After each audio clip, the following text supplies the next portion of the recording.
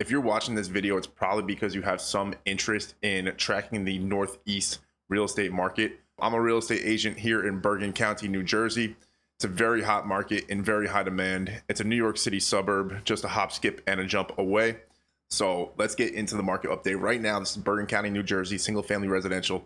The refresher that you have been waiting for from me for quite a while. Sorry guys, I'm back. Check out my TikTok and my Instagram as well. Posting a lot over there. And if you want to work with me, links are in the description below. Starting with new listings, we can see the trend was increasing all the way through 2020. Keep in mind, in 2019, people were thinking that housing prices were going to turn around at that point, and then the pandemic happened. 2020 was the peak, and we started seeing a sharp decline starting right after 2021 to today's June of 2025, where we only have 714 new single-family residential homes hit the market in the entire county. This means exactly what it looks like. Fewer homes are being listed. Homeowners are staying put, and that's likely either due to golden handcuffs or just being in love with the place that they live. You can look at my TikTok comment sections. People say that Bergen County is one of the best places to live in the United States.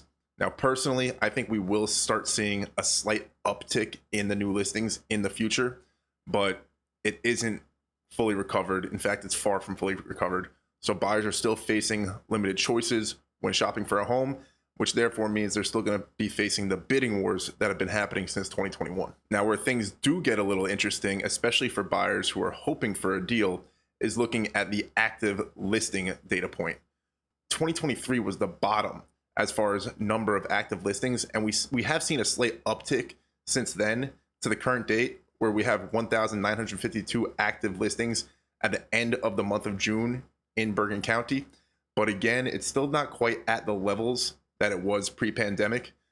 However, it is nearing that. And why is this number so much higher than the new listings on the market? So we have lofty sellers who are letting their homes sit on the market, testing the waters, if you will, and they haven't come to terms yet that they're going to have to take less for their home if they want to sell it right now.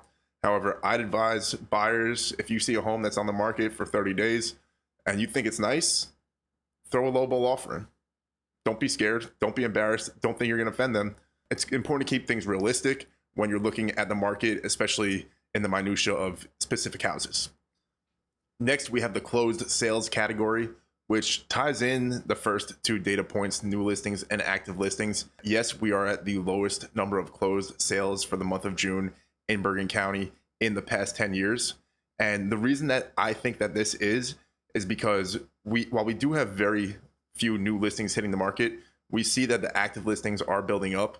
And the reason we have so few closed sales right now is that people are really buying the high demand homes. There's a lot of homes that just don't quite fit the asking price, and those are stacking up in the market, making active listings a higher number. And the closed sales, keep in mind, that's a lagging indicator. So this number is from homes that went under contract in May. A lot of people faced the bidding wars. We had a very hot spring, but those were only for the homes that truly reflected the value that they were asking. Median sold price, the next data point, is the biggest category that everybody is curious about. With no down years in the median sale price, buyers are competing for either turnkey homes or entry-level homes, and this is drastically dragging up the median sale price, because at this point, people just want to get into Bergen County, and the entry-level homes, a lot of them are in rough shape, but people are competing for them because it's the only thing they can afford. A $400,000 home no longer exists in Bergen County. And if it does, it's a 2-bedroom on a main road, which needs a ton of updating. I think that this means sellers are retaining pricing power, but as affordability remains an issue and interest rates remain high, the ceiling to this median sale price may be approaching. However, if we hit another inflationary environment, the ceiling can go as who knows how far it can go. Like, really, I do think that within the next 10 years, this median sale price will be well into the millions. And the reason I think that that's even possible is because I lived in the Bay Area in San Francisco, and in 2015, I remember there was a 3-bedroom, 2-bathroom house. It was a ranch because there's no basements in California, in South Bay, and it was worth $1.5 million. Thinking to myself, that's absolutely insane. $1.5 million for a 3-bedroom, 2-bathroom house.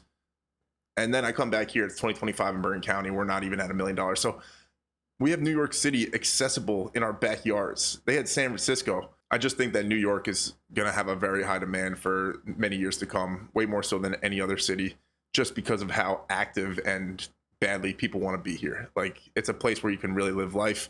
I find that traveling around the States, you don't really get that feeling in too many other cities. Average days on market is a continuing downtrend. It means that homes that are turnkey and ready to go, they're getting scooped up.